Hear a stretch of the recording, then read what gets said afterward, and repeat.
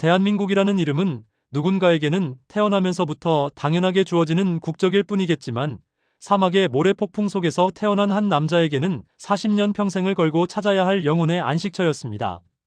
70년대와 80년대 전 세계가 불가능하다고 고개를 저을 때 오직 한국인만이 섭씨 50도의 지옥 같은 열기를 뚫고 중동의 기적을 일궈냈던 그 위대한 역사를 기억하십니까? 오늘 들려드릴 이야기는 그 찬란한 한강의 기적 뒤에 가려져 있던 사막의 이방인 파이살이 대한민국의 아들 박휘찬으로 다시 태어나기까지의 처절하고도 웅장한 여정입니다. 2019년 늦가을 울산 출입국 관리 사무소의 문이 열리며 한 남자가 들어섰습니다. 짙은 눈썹과 강인한 턱선, 구릿빛 피부를 가진 35살의 사우디 청년 파이살 한국 이름 박휘찬이었습니다. 그의 손에는 40년 전 아버지가 쓰던 낡고해진 가죽 가방 하나가 전부였습니다. 그는 사우디에서 이곳 울산까지 오기 위해 10년 동안 공사 현장에서 모진잡이를 하며 비행기 표 값을 모았습니다. 창구의 공무원은 서류를 대충 훑어보더니 신경질적으로 서류를 내팽개치며 말했습니다. 이보세요, 파이살 씨, 이 서류로는 택도 없습니다. 사우디에서 태어난 증명서 하나로 대한민국 국적을 따겠다니요? 여긴 아무나 들어올 수 있는 곳이 아니에요. 당장 돌아가세요. 휘찬은 떨리는 손으로 창구를 꽉 붙잡았습니다. 그의 눈에는 간절함과 서러움이 동시에 서려 있었습니다. 선생님, 제발 다시 한 번만 확인해 주십시오. 저는 단순히 돈을 벌러 온 외국인 노동자가 아닙니다. 제 아버지가 누군지 아십니까? 70년대에 이 나라를 먹여 살리기 위해 사막에서 도로를 깔고 건물을 올렸던 대한민국 건설 영웅이십니다. 여기 이 사진을 좀 봐주세요. 휘찬이 품 안에서 꺼낸 것은 40년 동안 단 한순간도 몸에서 떼지 않았던 누렇게 바랜 사진 한 장이었습니다.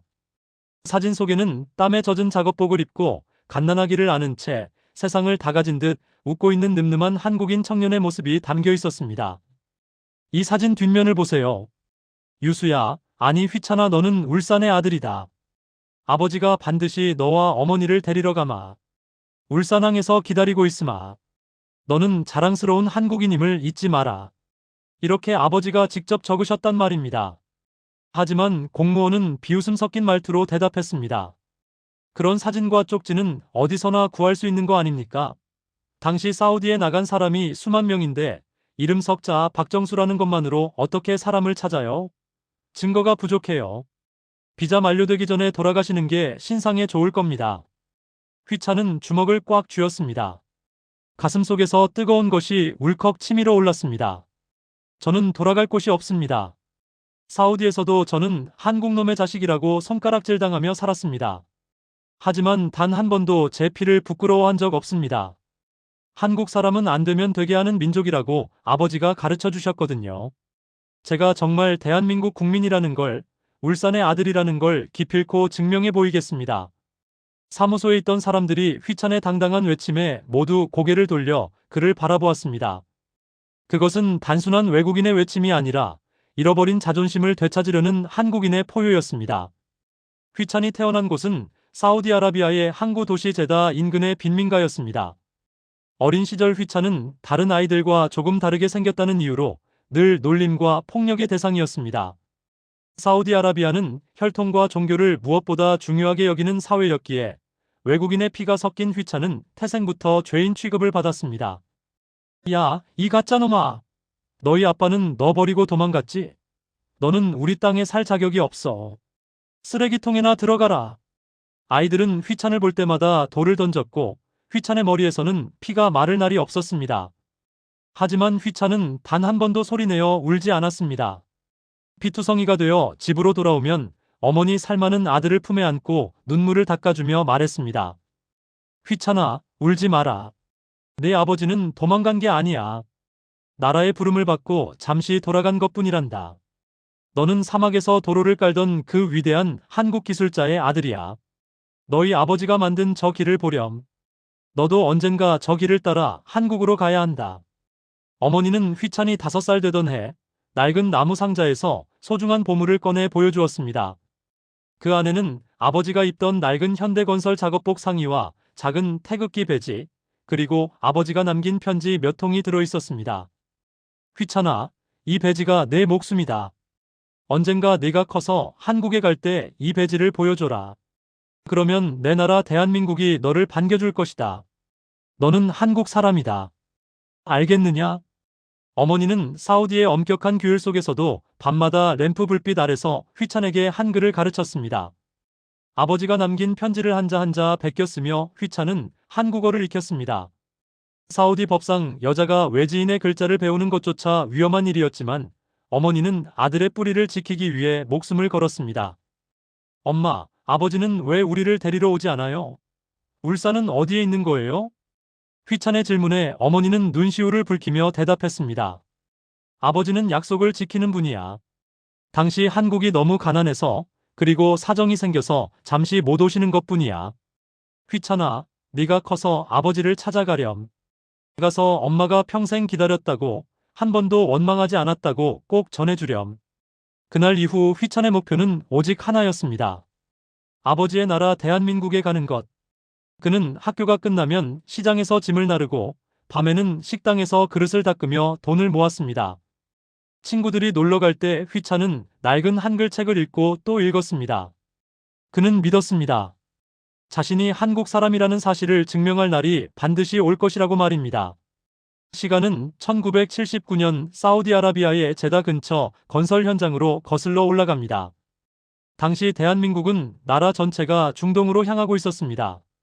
울산의 지독하게 가난한 집안 장남이었던 박정수는 동생들의 학비와 부모님의 약값을 벌기 위해 지옥 같은 더위가 도사리는 사우디로 떠났습니다. 사우디아라비아는 법이 매우 엄격해서 외국인 남자가 현지 여자와 대화하는 것조차 금기시되는 나라였습니다. 특히 현지 여성을 쳐다보는 것만으로도 종교 경찰인 무타와에게 끌려가 매질을 당할 수 있는 삼엄한 분위기였습니다. 정수는 오로지 일만 했습니다. 낮에는 섭씨 50도가 넘는 살인적인 더위와 싸우며 도로를 닦았고 밤에는 고향에 있는 부모님 생각에 눈물을 훔치던 청년이었습니다. 그러던 어느 날 정수는 현장에서 심한 탈수 증세로 쓰러져 인근의 작은 보건소로 실려가게 되었습니다. 그곳은 원래 외국인 노동자를 받지 않는 곳이었지만 워낙 위급한 상황이라 직원이 마지못해 정수를 들였습니다. 그곳에서 정수는 운명처럼 한 여인을 만났습니다. 보건소에서 간호보조로 일하던 사우디 여인 살마였습니다. 정수 씨, 정신이 드세요? 여기 물을 좀 마셔요. 당신들은 정말 대단한 사람들이군요. 이 더위에 어떻게 그렇게 열심히 일할 수 있죠? 살마는 주변의 눈을 피해 정수를 정성껏 돌보았습니다. 사우디 법도상 여성이 외인 남성의 몸을 만지는 것은 사형에 처해질 수도 있는 중죄였지만 살마는 인간에 대한 연민으로 그를 돌봤습니다. 정수는 그녀의 따뜻한 눈빛에 마음이 움직였습니다. 고맙습니다. 살마 씨. 우리는 가난하지만 강합니다. 한국에 있는 가족들을 생각하면 이 정도 더위는 아무것도 아니에요. 대한민국은 꼭 부자가 될 겁니다. 두 사람은 보건소 뒷마당에서 몰래 짧은 대화를 나누며 서로에 대한 마음을 키워갔습니다. 정수는 살마에게 한국이라는 나라가 얼마나 아름다운지, 사계절이 얼마나 뚜렷한지를 들려주었습니다. 살마, 한국에는 눈이라는 게 내려요. 사막의 모래처럼 하얗지만 아주 차갑고 부드럽죠. 언젠가 당신에게 그 눈을 꼭 보여주고 싶어요. 우리 고향 울산의 푸른 바다도요. 살마는 수줍게 웃으며 정수의 손을 아주 잠시 잡았습니다. 그것은 당시 사우디 사회에서는 목숨을 걸어야 하는 행동이었지만 두 사람의 사랑은 그 어떤 법보다 강했습니다. 두 사람의 사랑은 사막의 밤하늘에 뜬 별들만큼이나 조용하고 뜨거웠습니다. 그들은 법과 종교의 감시를 피해 몰래 서로의 존재를 위로했습니다. 정수는 현장 근처의 한적한 모래 언덕에서 살마를 만나 미래를 약속했습니다. 살마, 우리 아들이 태어나면 이름을 휘찬이라고 지읍시다. 빛날 휘에 찬란할 찬. 이 사막의 모래알보다 더 빛나는 인생을 살게 해주고 싶어요. 우리 꼭 같이 한국으로 가요. 내 고향 울산에 가면 당신에게 눈부신 바다를 보여줄게요. 그것은 목숨을 건 사랑이었습니다. 정수는 자신이 번 돈을 모두 털어 살마와 아이를 탈출시킬 방법을 찾아다녔습니다. 하지만 사우디 여성을 국외로 데려가는 것은 불가능에 가까웠습니다. 감시망은 더욱 좁혀져 왔고 정수의 계약 기간도 끝나가고 있었습니다. 1983년 드디어 휘찬이 태어났습니다. 살마는 가문의 창고 지하에 숨어 몰래 아이를 낳았습니다. 정수는 밤을 틈타 담을 넘어 휘찬을 처음 만났습니다. 갓 태어난 휘찬은 정수를 빼다 박은 듯 늠름한 모습이었습니다. 휘찬아, 아버지가 여기 있다. 너는 사막의 모래바람 속에서도 꺾이지 않는 한국의 아들이다. 아버지가 반드시 너와 어머니를 데려가마. 너는 사막의 이방인이 아니라 자랑스러운 대한민국의 아들이다. 정수는 자신이 차고 있던 현대건설 작업복에서 태극기 배지를 떼어 휘찬의 베네 저고리에 달아주었습니다. 그것이 그가 줄 수 있는 유일한 증표이자 약속이었습니다. 하지만 비극은 예고 없이 찾아왔습니다. 정수의 파견 계약 기간이 끝났고 사우디 정부는 외국인 노동자들의 출국을 엄격히 통제하기 시작했습니다. 정수는 마지막까지 살마와 휘찬을 데려가기 위해 백방으로 뛰어다녔습니다. 하지만 당시 사우디의 법은 완고했습니다. 외국인 노동자가 현지 여성을 데리고 출국하는 것은 사실상 불가능한 일이었습니다. 정수는 공항으로 가는 트럭에 강제로 태워지며 울부짖었습니다. 살마, 휘찬아, 내 반드시 돌아오마. 내 이름 박정수 석자를 걸고 맹세한다. 아들아, 아버지를 잊지 마라. 정수는 피눈물을 흘리며 사우디를 떠났습니다. 하지만 한국에 돌아온 정수에게 기다리고 있던 것은 더 큰 비극이었습니다. 울산의 건설 현장에서 다시 일하며 가족을 데려올 돈을 모으던 중 그는 대형 추락 사고를 당해 하반신 마비 판정을 받게 된 것이었습니다. 정수는 평생을 휠체어에 의지해야 하는 신세가 되었습니다. 가족도 돈도 희망도 사라진 채 그는 요양병원에서 사막의 하늘만 그리워하며 살아왔습니다. 살마, 휘찬아. 미안하다. 이 못난 아버지가 너희를 데리러 가야 하는데 몸이 이렇게 돼버렸구나. 너희는 살아있니? 내가 보낸 편지들은 받았니? 정수는 수천 번 편지를 보냈지만 사우디 빈민가에 있는 살마에게 닿지 않았습니다. 그렇게 40년이라는 세월이 흘렀습니다. 정수는 매일 밤 요양병원 창밖으로 보이는 울산항 바다를 보며 사막에 남겨진 아들의 이름을 불렀습니다. 한편 사우디에서 휘찬은 어느덧 청년이 되었습니다. 신분도 국적도 불분명한 그에게 사우디는 차가운 땅이었습니다. 그는 공사 현장에서 가장 위험하고 힘든 일만 골라서 했습니다. 야, 파이살. 너는 왜 그렇게 목숨 걸고 일을 하냐? 적당히 해. 동료들의 말에 휘찬은 땀을 닦으며 대답했습니다. 우리 아버지가 여기서 이렇게 일하셨거든요. 저는 한국 사람입니다. 한국 사람은 적당이라는 걸 모릅니다. 돈을 모아서 아버지 고향 울산에 가야 하니까요. 휘찬은 10년 동안 하루 15시간씩 일을 하며 한 푼 두 푼 돈을 모았습니다. 그의 목표는 오직 하나, 아버지의 나라 대한민국으로 가는 비행기 표를 사는 것이었습니다. 그러던 2013년 어머니 살마가 세상을 떠나고 말았습니다. 어머니는 마지막 유언으로 휘찬의 손에 낡은 태극기 배지를 쥐어주었습니다. 휘찬아, 이제 내 길을 가라. 아버지를 찾아가서 전해다오. 내가 평생 그분을 원망하지 않고 사랑했다고. 그리고 너는 꼭 대한민국 국민이 되어 자랑스러운 아들로 살아가라고. 휘찬은 어머니의 장례를 치른 후 전 재산을 정리해 한국행 비행기 표를 샀습니다. 마침내 2019년 그는 40년 만에 아버지의 땅 대한민국에 발을 내디뎠습니다. 인천공항에 내린 휘찬은 공항 바닥에 무릎을 꿇고 통곡했습니다. 아버지, 저 왔습니다. 휘찬이가 드디어 한국 땅에 왔어요. 하지만 울산에 도착해 아버지를 찾는 길은 멀고도 험했습니다. 아버지가 살던 옛집은 이미 사라졌고 박정수라는 이름의 노인은 너무나 많았습니다. 휘찬은 절망의 끝에서 울산항 방파제에 서서 바다를 보며 외쳤습니다. 아버지, 저를 한국 사람이라고 하셨잖아요. 그런데 왜 아무도 저를 믿어주지 않습니까? 저 정말 한국 사람으로 살고 싶단 말입니다. 그때 그의 가방 안에서 낡은 태극기 배지가 희미하게 빛나고 있었습니다. 마치 끝까지 포기하지 말라고 아버지가 다독이는 것 같았습니다. 휘찬은 다시 한번 주먹을 꽉 쥐었습니다. 이제부터가 진짜 시작이었습니다. 울산항의 밤바다는 차갑고도 깊었습니다. 휘찬은 방파제 끝에 앉아 아버지가 남긴 낡은 태극기 배지를 손에 꼭 쥐고 있었습니다. 40년이라는 긴 세월을 버티게 해준 유일한 등불이었지만 지금 이 순간만큼은 그 불빛이 희미하게만 느껴졌습니다. 낯선 땅, 낯선 사람들 속에서 그는 철저히 혼자였습니다. 아버지, 대체 어디 계신 겁니까? 제가 정말 한국 사람이 맞긴 한 건가요? 사막에서는 한국놈이라고 돌팔매질을 당했는데 정작 여기 오니 저는 그저 말도 잘 안 통하는 외국인일 뿐입니다. 아버지의 나라는 왜 저를 몰라보는 겁니까? 휘차는 바다를 향해 울분을 토해냈습니다.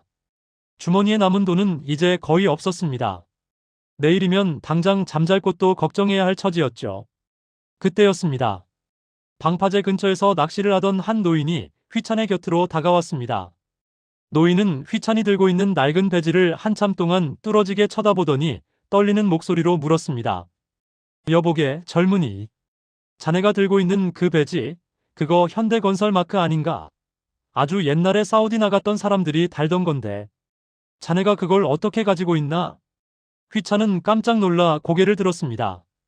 눈물이 그렁그렁한 눈으로 노인을 바라보며 서툰 한국말로 대답했습니다.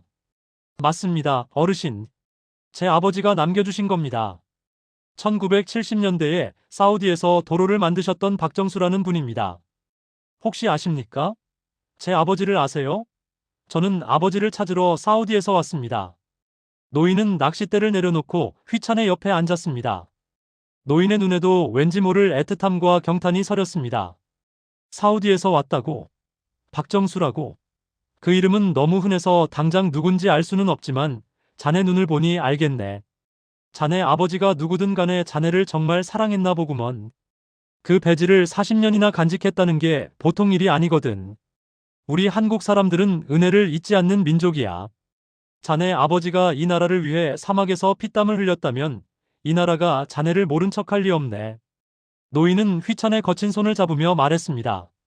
노인의 이름은 김노인이었고 그는 과거 건설 현장에서 관리직으로 일했던 퇴직자였습니다. 걱정 말게.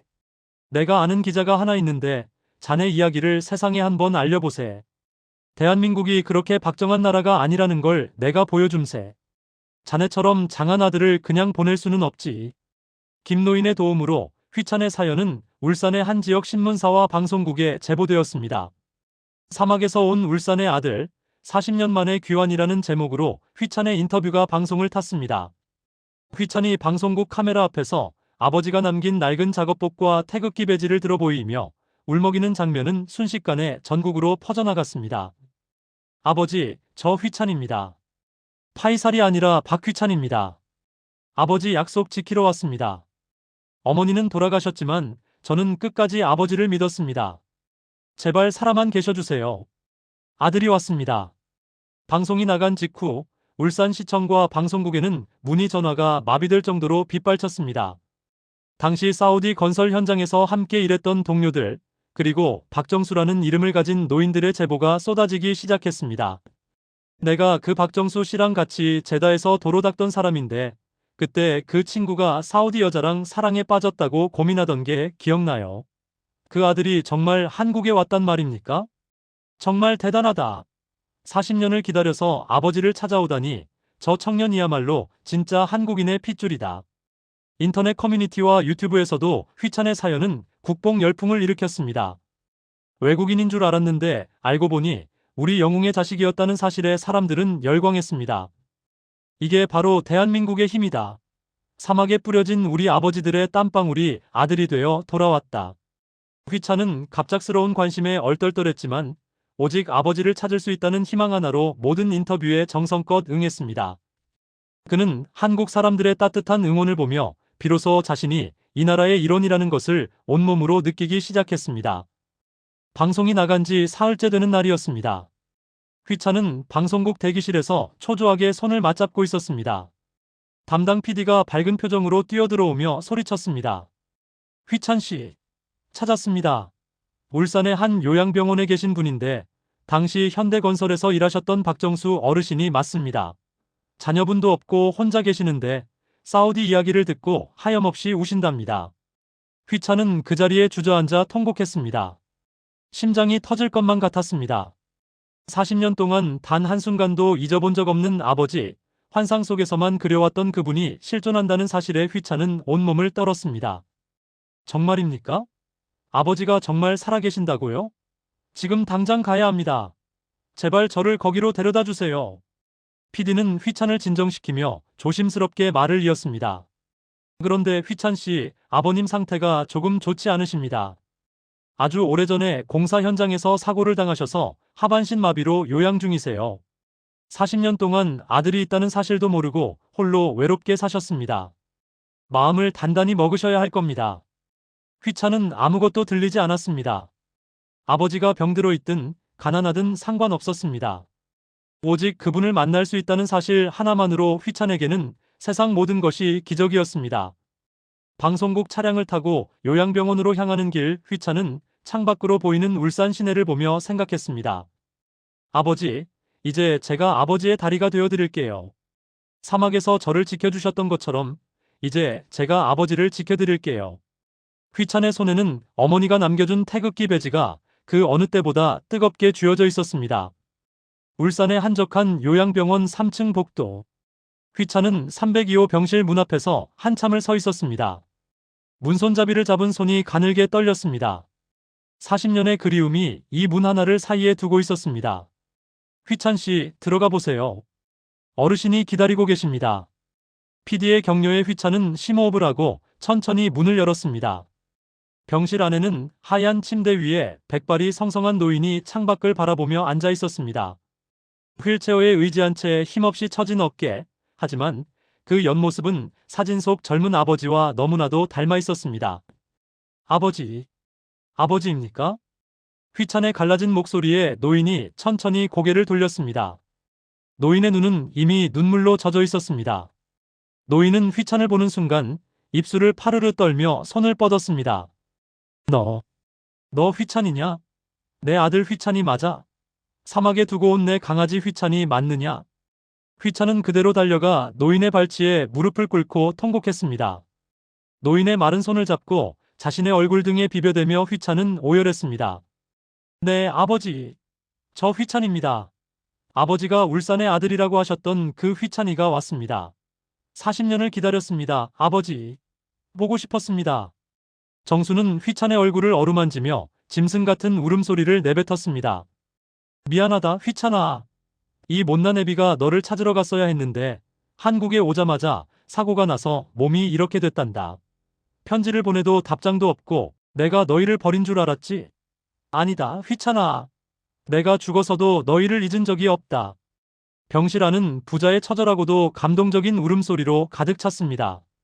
지켜보던 간호사들과 방송국 스태프들도 모두 고개를 돌려 눈물을 닦았습니다. 그것은 40년이라는 모진 세월도 끊지 못한 핏줄의 기적이었습니다. 진정이 된 후 정수는 휘찬의 손을 꼭 잡고 그동안 가슴속에 묻어두었던 이야기를 꺼냈습니다. 휘찬아, 내가 사우디에서 강제 출국당했을 때 내 심정은 갈갈이 찢어지는 것 같았다. 너희 엄마랑 너를 데려오려고 백방으로 뛰어다녔지만 당시 사우디 법이 너무나 무서웠어. 한국에 돌아오자마자 돈을 더 벌어서 다시 사우디로 가려고 울산 건설 현장에 바로 나갔단다. 정수는 마비된 자신의 다리를 툭툭 치며 씁쓸하게 웃었습니다. 그런데 운명이 참 얄궂지. 공사장에서 크레인이 무너지는 사고가 났어. 동료를 구하려다 내 다리가 깔려버렸지.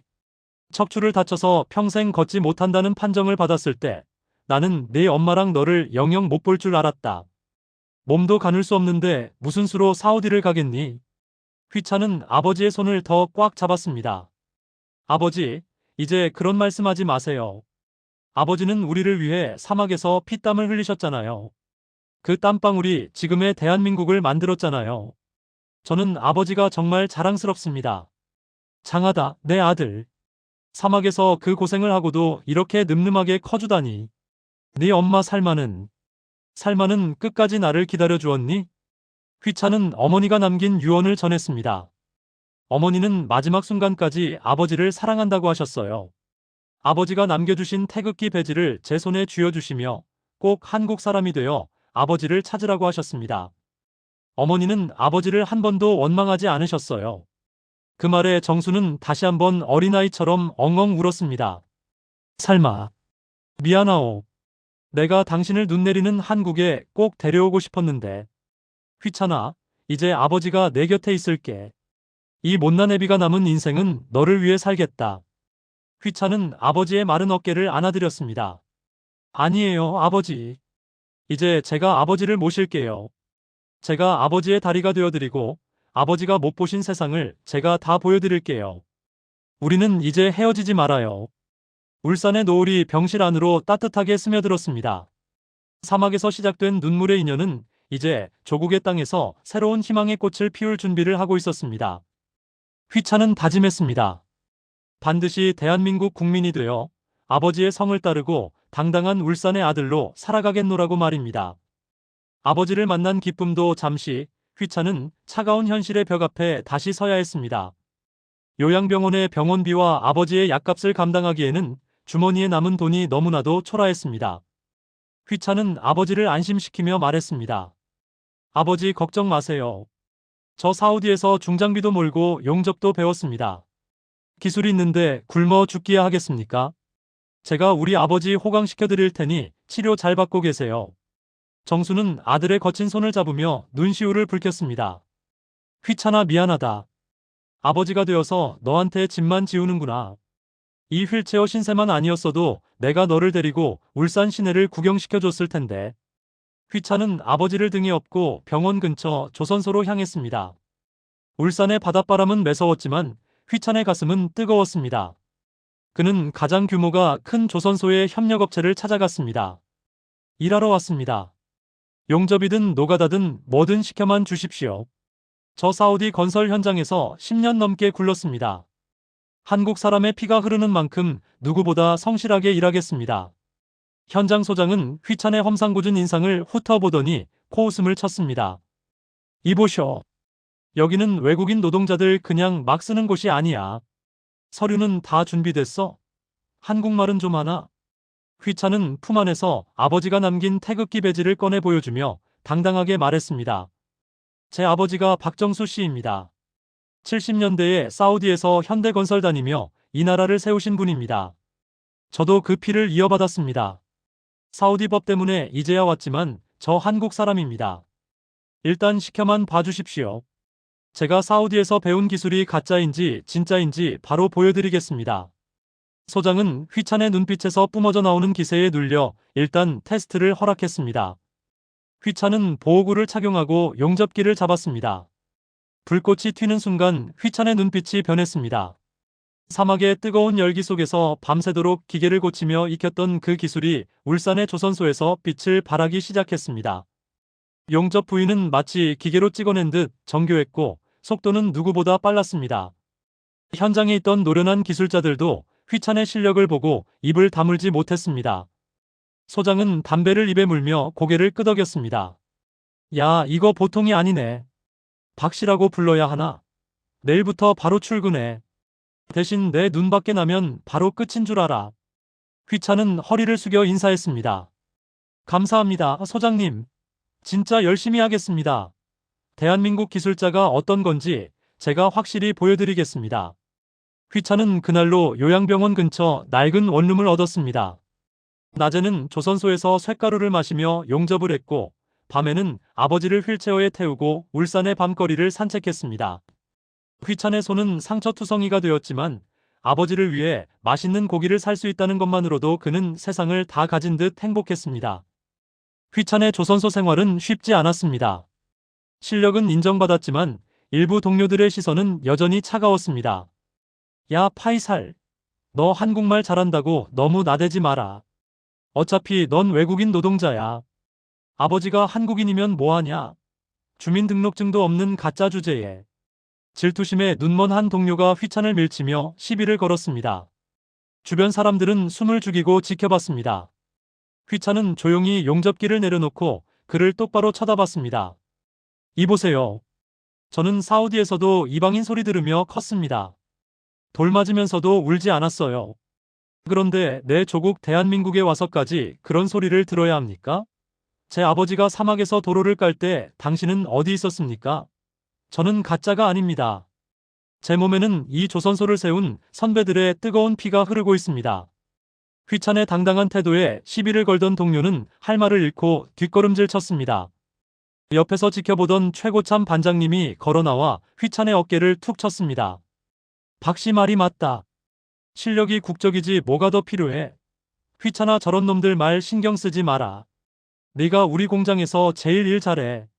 내가 보증한다.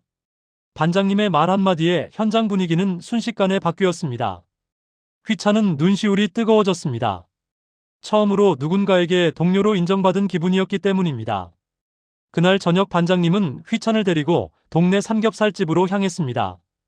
휘찬아, 고기 좀 많이 먹어라. 한국 사람은 밥심으로 사는 거야. 너 귀화 준비한다며? 그거 공부가 장난 아니라던데 괜찮겠어? 휘찬은 상추에 고기를 크게 싸서 입에 넣으며 대답했습니다. 힘들어도 해야죠. 저는 진짜 한국 사람이 되고 싶습니다.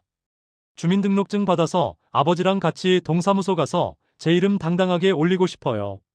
그게 제 어머니 유언이기도 하고요. 반장님은 소주 한 잔을 들이켜며 휘찬의 손을 꼭 잡았습니다. 장하다 박휘찬. 네 아버지가 사우디에서 고생한 보람이 있구나. 내가 도와줄 테니까 모르는 거 있으면 언제든 물어봐. 우리 공장 식구들이 다 내 편이다. 휘찬은 고기를 씹으며 참았던 눈물을 흘렸습니다. 사막에서는 느낄 수 없었던 한국인 특유의 정이라는 것이 휘찬의 가슴을 따뜻하게 적셨습니다. 그는 이제 더 이상 혼자가 아니었습니다. 자신을 믿어주는 동료들이 있었고 무엇보다 자신을 기다려준 아버지가 있었기 때문입니다. 본격적으로 귀화 시험 준비가 시작되었습니다. 휘찬은 퇴근 후 요양병원으로 달려가 아버지의 침대 옆에서 책을 펼쳤습니다. 아버지, 홍익인간이 무슨 뜻입니까? 널리 인간을 이롭게 한다고 적혀 있는데 이게 정확히 어떤 마음입니까? 휠체어에 앉은 정수는 아들의 책을 함께 보며 인자하게 웃었습니다. 휘찬아, 그건 우리 한국 사람들의 근본 정신이란다. 내가 사막에서 배고픈 친구들에게 빵을 나눠줬던 그 마음, 아버지를 찾으려고 그 고생을 하며 여기까지 온 그 마음이 바로 홍익인간이야. 휘찬은 아버지의 설명을 공책에 또박또박 받아 적었습니다. 아버지는 휘찬에게 단순한 글자가 아니라 한국인의 정신을 가르쳐 주었습니다. 세종대왕님은 정말 위대하신 분 같아요.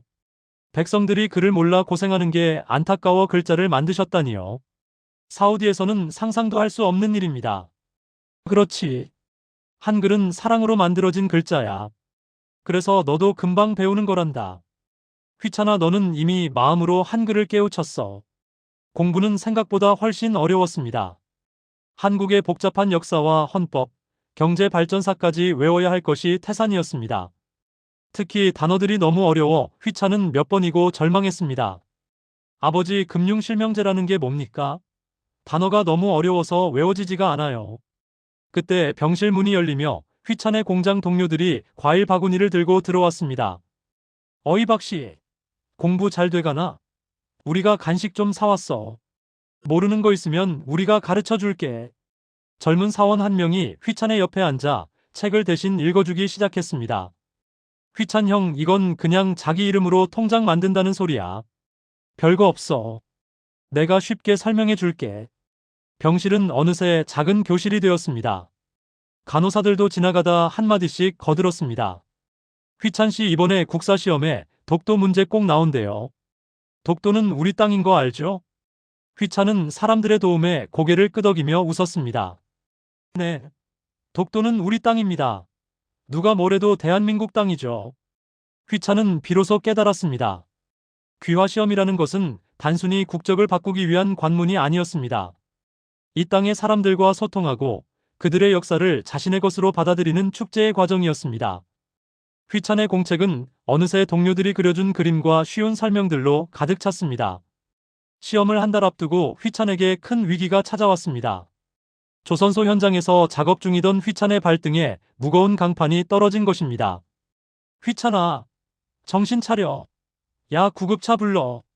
현장은 순식간에 아수라장이 되었습니다. 휘찬은 정신을 잃어가는 와중에도 자신의 발보다 가방 안에 든 귀화시험책을 먼저 챙겼습니다. 병원 응급실로 실려간 휘찬은 의사의 진단을 들었습니다. 뼈가 금이 갔네요. 최소 한 달은 입원해서 안정을 취해야 합니다. 일은 절대 안 됩니다. 휘찬은 병원 침대에 누워 천장을 바라보며 한숨을 내쉬었습니다. 의사 선생님, 저 한 달 뒤에 귀화시험 있습니다. 제 인생이 걸린 시험이에요. 누워서라도 공부할 수 있게 해주세요. 소식을 듣고 달려온 아버지는 아들의 다리를 보며 오열했습니다. 휘찬아, 이 애비가 죄인이다. 너를 한국에 불러서 이런 고생만 시키는구나. 그냥 포기하고 쉬면 안 되겠니? 휘찬은 아버지의 손을 꼭 잡으며 단호하게 말했습니다. 아버지, 무슨 말씀이세요? 한국 사람은 안 되면 되게 한다고 아버지가 가르쳐 주셨잖아요. 저 이 정도로 포기 안 합니다. 누워있는 시간이 더 많아졌으니 공부할 시간은 더 늘어난 거네요. 걱정 마세요. 휘찬은 병실 침대를 세우고 책상을 펴달라고 부탁했습니다. 다리에 깁스를 한 채로 그는 하루 18시간씩 책과 씨름했습니다. 열이 나고 통증이 심해질 때마다 그는 사우디 사막에서 어머니와 함께 불렀던 애국가 멜로디를 흥얼거렸습니다. 동해 물과 백두산이 마르고 닳도록 하느님이 보호하사 우리나라 만세. 옆 침대의 환자들도 휘찬의 지독한 공부 의지에 혀를 내둘렀습니다. 저 청년 정말 대단해. 한국 사람인 나도 저렇게는 공부 못하겠다. 저 정도면 나라에서 그냥 국적 줘야 하는 거 아냐? 휘찬의 소문은 병원 전체에 퍼졌고 원장님은 휘찬에게 특별히 조용한 개인 휴게실을 공부방으로 빌려주었습니다. 대한민국이라는 나라는 포기하지 않는 자에게 기적을 베푸는 나라였습니다. 휘찬은 고통을 잊은 채 역사의 한 페이지 한 페이지를 가슴에 새겼습니다. 드디어 귀화 시험 당일이 밝았습니다. 휘찬은 목발을 짚고 시험장으로 향했습니다. 아버지는 아들의 정장 옷깃을 만져주며 응원했습니다. 휘찬아, 당당하게 하고 와라. 너는 이미 이 나라의 일원이다. 내 몸속에 흐르는 땀이 그 증거야. 시험장 정문에는 조선소 동료들과 반장님이 현수막을 들고 서 있었습니다. 울산의 아들 박휘찬, 귀화시험 합격을 기원한다. 가자. 동료들의 우렁찬 응원에 휘찬은 가슴이 벅차올랐습니다. 형님들, 저 꼭 합격해서 돌아오겠습니다. 오늘 저녁에 삼겹살 파티 준비해 놓으세요. 시험장에 들어선 휘찬은 자리에 앉아 심호흡을 했습니다. 시험지를 받아든 순간 휘찬의 눈이 번쩍였습니다. 아버지가 가르쳐준 단어들, 병실에서 동료들과 함께 외웠던 역사 사건들이 문제 속에 가득했습니다. 휘찬은 막힘없이 답을 적어 내려갔습니다. 마지막 주관식 문제. 대한민국 국민이 되고 싶은 이유를 서술하시오. 휘찬은 잠시 펜을 멈추고 창밖의 하늘을 바라봤습니다. 그리고 천천히 적어 내려갔습니다. 나에게 대한민국은 단순히 아버지가 태어난 나라가 아닙니다. 40년 동안 사막의 모래바람 속에서도 나를 지켜준 희망이었습니다. 나는 아버지가 사막에 쏟은 땀방울의 가치를 증명하고 싶습니다. 그리고 이제는 내가 이 나라의 기둥이 되어 아버지가 세운 이 나라를 더 아름답게 가꾸고 싶습니다. 나는 한국 사람입니다. 그 사실은 40년 전부터 변함이 없었습니다. 시험장을 나오는 휘찬의 얼굴에는 후련한 미소가 번졌습니다. 결과는 3개월 뒤에 나오겠지만 휘찬은 이미 알고 있었습니다. 자신이 이미 진정한 한국인이 되었다는 사실을 말입니다. 그날 저녁 울산항의 바닷가는 휘찬과 동료들의 환호성으로 가득 찼습니다. 박휘찬, 박휘찬, 박휘찬. 동료들이 휘찬을 행가래 쳤고 휘찬은 밤하늘의 별을 보며 어머니를 생각했습니다. 엄마, 저 이제 진짜 한국 사람 돼요. 아버지 옆에서 이제 절대로 안 떠날게요. 고마워요, 엄마. 사막에서 시작된 고독한 여정은 이제 울산의 푸른 바다와 함께 찬란한 희망으로 완성되어 가고 있었습니다. 귀화 시험을 치르고 난 뒤의 3개월은 휘찬에게 사막에서 보낸 40년보다 더 길게 느껴졌습니다. 그는 매일 아침 조선소로 출근하기 전 성당에 들러 기도했고 퇴근 후에는 요양병원 우편함을 제일 먼저 확인했습니다. 아버지는 그런 아들의 손을 잡으며 늘 인자하게 웃어주셨습니다. 휘찬아, 너무 조급해하지 마라. 하늘도 무심하시지 않다면 우리 아들 진심을 알아주실 게야. 너는 이미 이 울산 땅의 주인이나 다름없단다. 아버지, 저는 그냥 제 이름 석자 박휘찬이 적힌 주민등록증을 아버지 앞에 딱 보여드리고 싶어서 그래요. 그게 제 평생의 한이었거든요. 그러던 어느 날 드디어 법무부에서 보낸 커다란 봉투가 도착했습니다. 휘찬은 손을 떨며 봉투를 뜯었습니다. 종이 맨 위에는 굵은 글씨로 대한민국 국적 취득 허가 통지서라고 적혀 있었습니다. 휘찬은 그 자리에서 주저앉아 통곡했습니다. 아버지, 됐어요. 저 합격했어요. 저 이제 진짜 한국 사람이에요. 휘찬은 봉투를 가슴에 꼭 안고 아버지의 병실로 뛰어들어갔습니다. 아버지는 아들의 소식을 듣자마자 휠체어에서 일어나려는 듯 몸을 들썩이며 우셨습니다. 오냐, 오냐. 내 아들 박휘찬.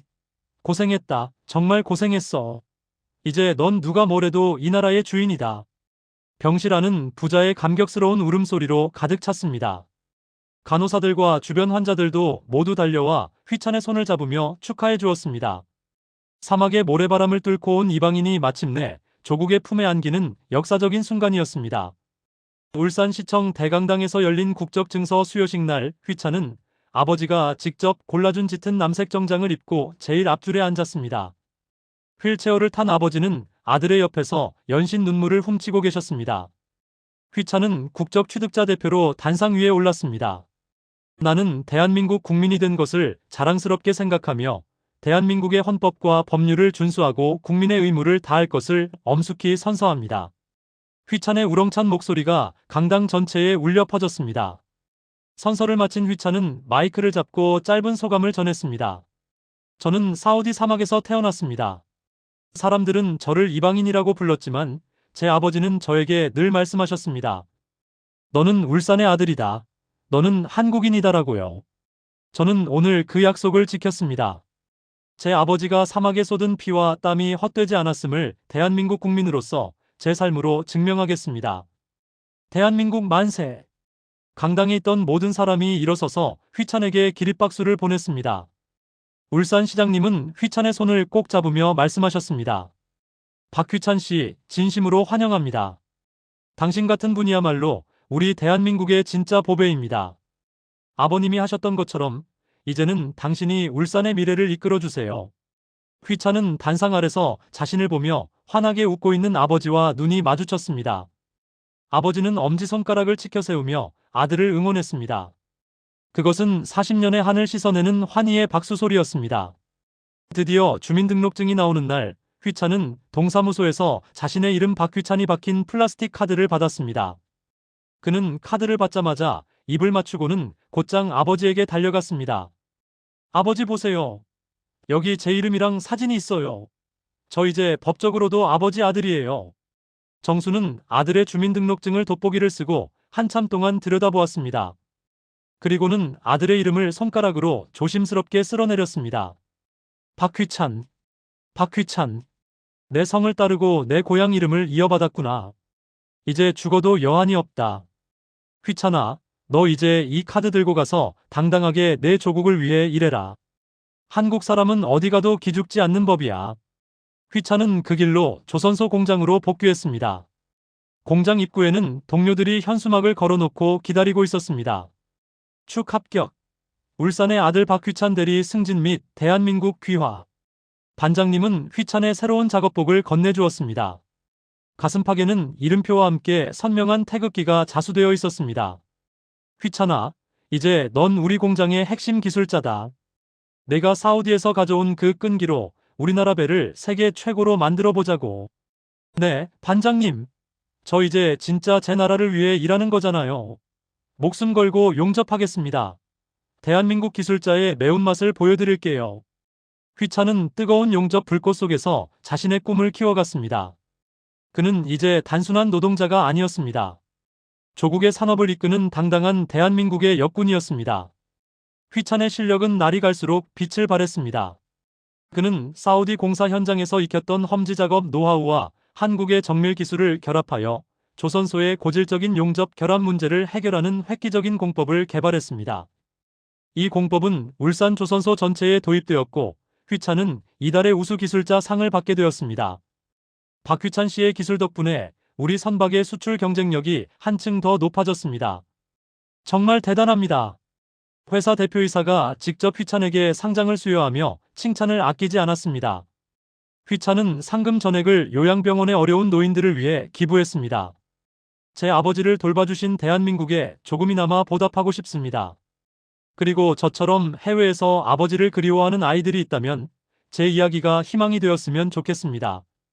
휘찬의 선행은 뉴스에 보도되었고 전 국민적인 감동을 자아냈습니다. 사람들은 휘찬을 보며 대한민국이 왜 강한 나라인지를 다시 한번 깨달았습니다. 핏줄을 잊지 않고 은혜를 갚을 줄 아는 한국인의 정서가 휘찬의 몸속에 고스란히 흐르고 있었기 때문입니다. 휘찬은 쉬는 날이면 아버지를 모시고 울산의 명소를 찾아다녔습니다. 아버지가 사우디에서 그토록 그리워하던 태화강 십리대숲과 대왕암 공원을 거닐며 부자는 행복한 시간을 보냈습니다. 아버지, 공기가 정말 맑죠? 사막의 모래바람이랑은 비교도 안 돼요. 우리 여기서 오래오래 같이 살아요. 그래, 휘찬아. 네가 내 옆에 있으니 여기가 바로 천국이구나. 우리 대한민국이 이렇게 살기 좋은 나라가 된 걸 보니 내 청춘이 아깝지 않다. 마지막 이야기는 휘찬과 아버지가 울산 간절곶 바다에서 노을을 바라보는 장면으로 끝이 납니다. 휘찬은 아버지가 사우디를 떠나며 남겼던 그 낡은 태극기 배지를 바다를 향해 높이 들어 보였습니다. 어머니, 보고 계세요? 저 약속 지켰어요. 한국 사람이 됐고 아버지도 찾았어요. 이제 저는 울산항에서 세계로 뻗어나가는 커다란 배를 만들 거예요. 어머니가 사랑했던 아버지는 제가 끝까지 책임질게요. 바람이 휘찬의 뺨을 스치고 지나갔습니다. 마치 어머니 삶아가 대답해주는 것 같았습니다. 잘했다, 아들아. 정말 장하다, 내 아들 휘찬아. 휘찬은 아버지를 꽉 안아드렸습니다. 두 사람의 그림자가 울산 바다의 노을 위로 길게 늘어졌습니다. 그것은 40년 전 사막의 모래바람 속에서 시작된 눈물의 여정이 마침내 찬란한 대한민국의 영광으로 완성되는 순간이었습니다. 우리는 박휘찬 씨의 이야기를 통해 다시 한번 배웁니다. 조국은 결코 우리를 잊지 않으며 우리가 우리를 포기하지 않는 한 대한민국은 언제나 우리를 반겨준다는 사실을 말입니다. 사막의 이방인에서 대한민국의 영웅이 된 박휘찬 씨와 그를 기다려준 박정수 어르신, 두 분의 앞날에 무궁한 축복이 가득하기를 온 국민의 이름으로 기원합니다. 이 이야기가 여러분의 가슴을 뜨겁게 달구었다면 자랑스러운 대한민국과 우리 건설 역군들을 향한 응원의 댓글을 남겨주세요. 구독과 좋아요는 더 많은 기적의 이야기를 전하는 데 큰 힘이 됩니다. 시청해주셔서 감사합니다.